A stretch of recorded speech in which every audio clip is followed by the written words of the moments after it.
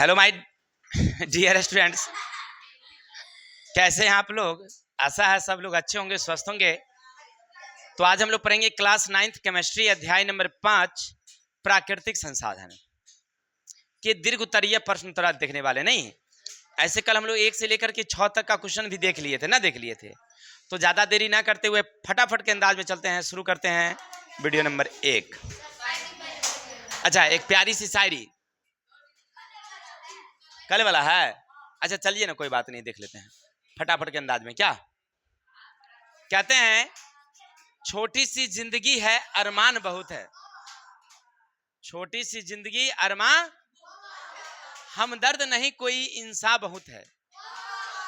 दिल का दर्द सुनाए तो किसको सुनाए, जो दिल के करीब है वो अनजान बहुत है।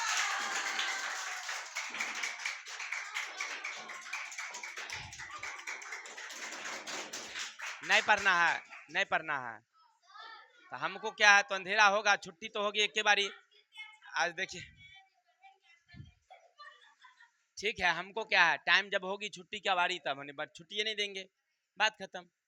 अंधेरा होगा, गार्जियन फोन करेंगे, जानेंगे वो लोग।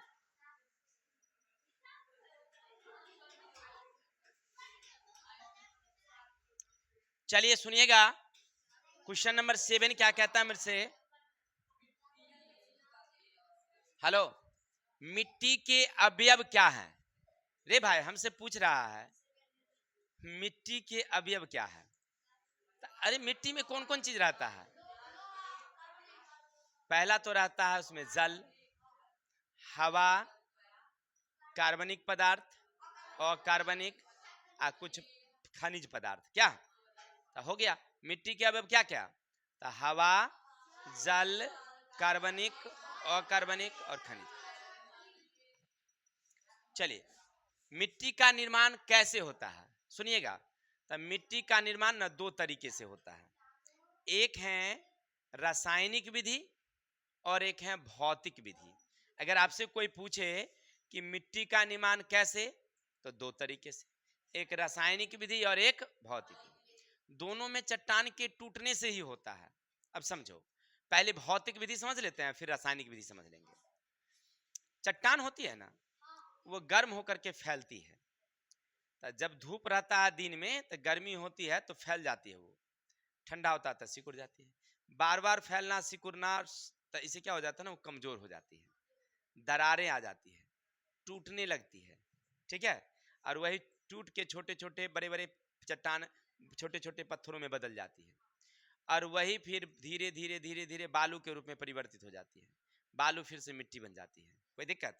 तो इस तरह से चट्टान के टूटने फूटने से मिट्टी का निर्माण। भौतिक विधि समझ गए? तो भौतिक विधि में क्या हुआ बताएंगे आपको, कि चट्टाने गर्म होकर के फैलती है, ठंडा होने पर तो बार बार फैलने, बार बार सिकुड़ने से धीरे धीरे कमजोर हो जाती है। कमजोर होने के बाद क्या हो जाती है, वो टूट जाती है, और टूट करके पत्थर, पत्थर से बालू, बालू से मिट्टी। ये था हमारा भौतिक विधि। अब चलते हैं रासायनिक विधि। देख रहे हैं, बहुत सारी चट्टाने हैं ना, तो उन चट्टानों में ना पाया जाता है वो क्या कहते हैं उसको, खनिज, लोहा, तांबा, टीन। और जब पनिया पड़ती है ना तो उनमें जंग लग जाती है। किसमें? हाँ, वो खनिज में, लोहा में। तो जैसे खनिज में जंग लगेगा ना तो उसकी आयतन बढ़ जाता है। आयतन बढ़ेगा ना तो दरार आ जाती है चट्टानों में। जैसे अभी हमारी घर है, इसके बीम में हमने दे दिया है छड़, अभी ठीक है, लेकिन जब उसमें जंग लग जाएगी तो उसकी आयतन बढ़ने लगेगी, तो दीवार को ना फाड़ देती है। तो पुराना पुराना दीवार देखिएगा फटल फटल रहता है। किसके कारण? वही लोहा में जंग लग गया है, जिसके कारण फट गया है, नहीं फट गया है। तो वहां पर भी वही, चट्टान में भी वही कहानी होती है कि चट्टान में जो धातु है, जंग लगा, जंग लगने के कारण वो क्या हो गया, फट गया। और फटने के बाद उसमें ना जब जल की बूंदे गई, पानी गई, तो और उसमें धीरे धीरे जंग लग गया। क्योंकि जल तो होता है अम्लीय है, वर्षा का पानी कैसा होता है भाई, अम्लीय है। तो अम्ल के कारण और जंग लग गया। धीरे धीरे जंग लगते लगते पूरा चट्टान टूट गया। और टूट करके वो इतना पत्थर, इतना बड़ा पत्थर, वो टूटते गया लगातार, टूट टूट के क्या बन गया। तो कोई पूछे कि रे भाई बताओ मिट्टी का निर्माण कैसे, तो चट्टान के टूटने फूटने से। इसके कितने कारण? तो 2। कौन कौन? भौतिक कारण और रासायनिक कारण। दोनों के बारे में विस्तार से समझा देंगे? किसी भाई को दिक्कत? आगे चलूं? सब लोग समझ गए? एक बार हाथ उठा के इशारा करेंगे तो वाह, बहुत अच्छा, सब लोग समझ गए हैं। आगे चलते हैं। मिट्टी का अपर्दन क्या है, इसे रोकने का उपाय। देखो भाई, मिट्टी का अपर्दन समझो, थोड़ा सा क्वेश्चन को ना एकदम दिलों में उतार लो कि बाद में हमको रटने पढ़ने की जरूरत ना हो। देखो, मिट्टी का अपर्दन, अपर्दन का मतलब बह के दह के एक जगह से दूसरे जगह जाना। जैसे देखो भाई, किशन जी के पिताजी, वहाँ जो स्कूल के पीछे जो इसका जमीन है, ढाल वाली जमीन है, सड़क के किनारे इसका जमीन था। क्या हुआ कि परसों तरसों जुताई करके आए थे, धान की बिचरा उचरा बो के आए थे कि इस बार धान का खेती होगा। अब बरसात रातिये में इतना न तेज हुआ, इतना न तेज हुआ कि पूरा बह दह करके चला गया सड़क के किनारे, नहीं चला गया। तो इसी को क्या कहते हैं हम लोग? मृदा अपर्दन। इसको क्या बोलेंगे हम लोग? जैसे देखे होंगे पिछले बार अपने यहाँ कोसी नदी में बाढ़ आई, गंगा नदी में बाढ़ आई, अपने यहाँ बहुत सारा वीडियो देखा होगा। दुतल्ला मकान है, एक बार आता है मिट्टी काट काट के पूरा उल्टा देता है मकान को, नहीं देखा है? नदी द्वारा। तो ये क्या हो गया? मृदा अपर्दन हुआ, नदी द्वारा हुआ। तो मृदा अपर्दन का मतलब हुआ मिट्टी को बहाकर या दहाकर काट कर एक स्थान से दूसरे स्थान तक ले जाना, ये क्या कहलाता है? मृदा अपर्दन। देखो, इससे बड़ी लॉस होती है। क्या होती है कि कोई खेत है ना, उसकी जो ऊपर की मृदा होती है ना, 4-5 इंची लेयर, वही ज्यादा उपजाऊ होती है, उसी में ह्यूमस ज्यादा रहता है। नीचे वाली मिट्टी में ह्यूमस नहीं रहता, ऊपरे वाले में ले रहता है ह्यूमस। अब मान लो तुम्हारे खेत की सारा ऊपर का मिट्टी बह के चल गया, तो ह्यूमस में बह के चल गया, तो ह्यूमस चल गया तो उपजाऊ रहा। उसके बाद खेती करोगे तो उपजाऊ होगा? नहीं ना होगा। तब बताओ भाई, तो वो अपर्दन हमारे लिए हानिकारक है कि नहीं है? मृदा अपर्दन हानिकारक है। तो इसको कैसे रोकोगे? मृदा अपर्दन को कैसे रोकोगे? एक मिनट, चलिए। तो मृदा अपर्दन को हम लोग कैसे रोकेंगे? क्या गड़बड़ा गया क्या? चलिए आ जाए किताब की ओर। तब मृदा अपर्दन को रोकने का एक उपाय है। सबसे पहले देखो, जो हमारी जमीन है ना, जो ढालुआ है कि नहीं? तो सबसे पहले क्या करना कि उस जमीन में ना खाली कभी नहीं छोड़ना, हमेशा ना कुछ लगा के रखना। खेत में घास फूस हो, मेर जो होगी उस पर पेड़ पौधा लगाओ। मिट्टी के मतलब जो कण होते हैं ना, वो पेड़ पौधे की जड़ें जो है ना, उसको जकड़ कर रखती है, बांध कर रखते हैं, उसको गिरने नहीं देती है, बहने नहीं देती है। तब मिट्टी अगर खाली रहेगा तब वर्षा बहा के ले जाएगी, लेकिन उसमें घास फूस रहेगा, पेड़ पौधा रहेगा, तब मिट्टी के जड़ को पेड़ की जड़ें जो है ना, मिट्टी को जकड़ के रखती है, उसको बहने नहीं देती है। तब समझ रहे हैं ना? मृदा अपर्दन रोकने का पहला उपाय क्या है? खेत में हमेशा फसल लगाए रखेंगे, मेड़ पर हमेशा घास फूस पेड़ लगा के रखेंगे, तो अपर्दन नहीं होगा। नंबर दूसरा उपाय क्या है कि खेत अगर ज्यादा ढालुआ हो तो जिधर ज्यादा वाला है उधर वाला काट के, आज जिधर कम है उधर रख देंगे, तब मिट्टी हो जाएगी चौरस समतल, तो अपर्दन कम होगी। ठीक है? अगर इसके बाद भी अगर कोई ढालुआ हो तब क्या करोगे? तो सीढ़ी नुमा खेत बना देना। सीढ़ी नुमा खेत बना देने से मृदा अपर्दन नहीं होती है। ठीक है? सीढ़ी नुमा खेत बना देने से मृदा अपर्दन नहीं होती है। तो मृदा अपर्दन रोकने के उपाय समझ गए ना? क्या क्या समझे? पहला, मृदा अपर्दन समझिए, बहकर ही दहकर चला जाना, मृदा अपर्दन। इससे लॉस क्या होती है कि मिट्टी की जो उपजाऊ मृदा है वही बहकर दहकर चली जाती है, तो इसलिए अपर्दन होती है। तो ये हानि हुई। हानि से बचने के लिए क्या करेंगे? मृदा अपर्दन को रोकेंगे। रोकने का उपाय कि हमेशा खेतों में पेड़ पौधे फसल लगा के रखेंगे। दूसरा, जहां ज्यादा ढालुआ होगी वहां सीढ़ी नुमा खेत बना देंगे, और जहां पर कम ढालुआ होगी तो जिधर ज्यादा ऊंचाई होगी उधर से मिट्टी काट के, और जिधर कम होगी उधर डाल देंगे, तो इससे चौरस हो जाएगी, तो मृदा अपर्दन नहीं होगी। कोई दिक्कत? चलिए चलिए आगे चलते हैं फटाफट के अंदाज में। नाइट्रोजन स्थिरीकरण क्या है? एक विधि का वर्णन करें जिसे नाइट्रोजन प्रकृति में स्थायी होता है। अरे बाबा, प्रश्न कर रहा है नाइट्रोजन स्थिरीकरण क्या है। देखो, जैसे हमारे खेत में ना मूंग की खेती हुई थी, मटर की खेती हुई थी, तो जब फसल पूरा कट गया ना, मतलब पक के खत्म हो गया, जब फसल देना बंद कर दी वो पौधा, तो अब उसमें से क्या किया, हम पौधा को जड़ समेत उखाड़े। तो जड़ उखाड़े ना, तो उसके जड़ के नीचे में देखे ऐसे यहाँ पर कुछ कुछ गांठ बना हुआ था। और सब पौधे में नहीं था, लेकिन ये दलहनी पौधे में रहता है। तो हमको पता चला, जब जांच पड़ताल किए तो पता चला कि ये जो गांठ है ना, दलहनी पौधे के जड़ों में गांठ है, उसमें एक जीवाणु पाया जाता है, राइजोबियम जीवाणु। इसका क्या काम है, वायुमंडल से नाइट्रोजन को खींच खींच के मिट्टी में बनैले रखना। इसको कहते हैं नाइट्रोजन स्थिरीकरण। कि समझ में आई बातें? फिर समझते हैं।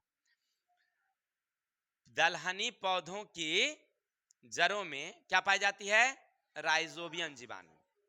इसका क्या काम, तब वायुमंडल से नाइट्रोजन को खींच खींच के कहां जमा कर दिया, धरती में। तो ये जो जमा कर दिया ना, इसको कहते हैं नाइट्रोजन स्थिरीकरण।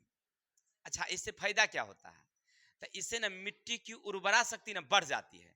मिट्टी की उर्वरा शक्ति क्या हो जाती है, जैसे मान लो अभी मूंग की खेती कर लिया, तो वो फसल काट लो और उसके बाद मकई की खेती करो, देखो खूब पौधा बढ़ेगा, बहुत ज्यादा होगा। दूसरे बगल वाला में उतना नहीं होगा जितना तुम्हारे खेत में होगा। इसका कारण है कि दलहनी पौधे ने खेत में क्या कर दिया है, उर्वरता को बढ़ा दिया है। किसके कारण, नाइट्रोजन स्थिरीकरण के कारण। नहीं, अब चलिए, वायुमंडल में नाइट्रोजन कितना है सो बताओ, 78%। क्या, तो ये वायुमंडल में नाइट्रोजन कैसे बनल रहता है, खत्म नहीं होता है, तो इसको कहते हैं नाइट्रोजन चक्र। क्या कहते हैं? अच्छा, वायुमंडल से नाइट्रोजन कहां गया, पौधा में गया। अब पौधा को खाया कौन, उसका फल अनाज हम खा लिए, दाल दलिया, अब भूसा चोकर जानवर को खिला दिए, नहीं खिला दिए, तो सबका अपघटन हुआ। अपघटन हुआ तो पूरा नाइट्रोजन फिर कहां चला गया, क्या, तो इस चलिए, तो इसको कहते हैं हम लोग नाइट्रोजन चक्र द्वारा इसका स्थिरीकरण, मतलब सॉरी, इसका अस्थाई बना रहता। कोई दिक्कत, नाइट्रोजन का अस्थाई कैसे बना रहता है, नाइट्रोजन चक्र के कारण। आगे चलेंगे, देखिए फिर से कहता है नाइट्रोजन चक्र पर एक निबंध लिखिए। देखिए नाइट्रोजन चक्र के बारे में 10 लाइन लिखना है, तो लिखेंगे वायुमंडल में नाइट्रोजन। देखिए पौधे में नाइट्रोजन सामान्यतः मिट्टी से ही नाइट्रेट के रूप में अपनी जड़ों से अवशोषित कर लेते हैं, इससे अमोनिया में अपचयित किया जाता है, तो इसके बाद जीवन द्रव्य में प्रोटीन एंजाइम निर्माण होता है। पौधे की पत्ती में नाइट्रोजन का प्रयोग प्रकाश संश्लेषण वर्णक के निर्माण में होता है। नाइट्रोजन की कमी पूरी पत्ती क्लोरोफिल। ऐसे नहीं लिखेंगे, अपना मन से लिखेंगे, लिखेंगे देखिए ऐसे, वायुमंडल में नाइट्रोजन है, जितने दलहनी पौधे हैं वायुमंडल से नाइट्रोजन को क्या करते हैं, अवशोषित करते हैं और वो मृदा में जमा कर देते हैं। फिर धीरे और कुछ उसके पौधे में चली जाती है। जब इन पौधों को अन्य कोई जीव जंतु, मनुष्य जब उस पौधे को खाते हैं, तो वह नाइट्रोजन किस में चला जाता है, जीव जंतु में चला जाता है।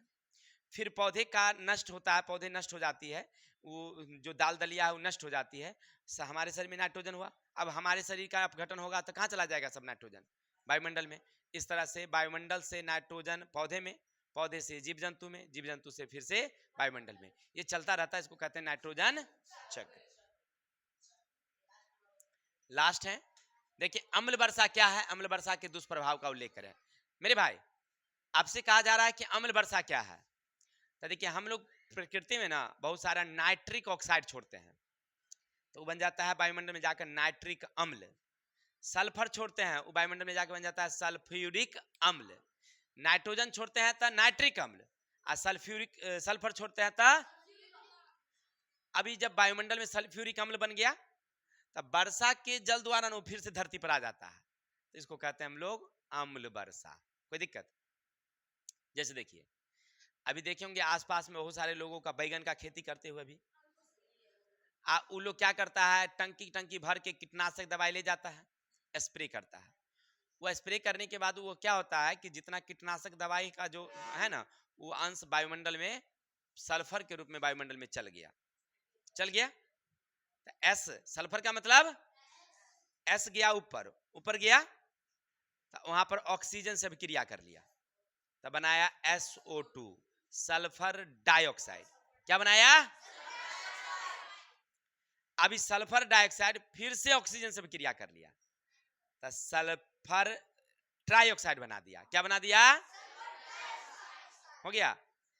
ऊपर में बैठल था, समझ रहा ना, हेने से हम लोग जल वाष्प छोड़े, पानी गर्मी में वाष्प बन करके उड़ा, इधर से वाष्प जा रहा था और वहां से कौन बैठल था पहले से, सल्फर ट्राइऑक्साइड।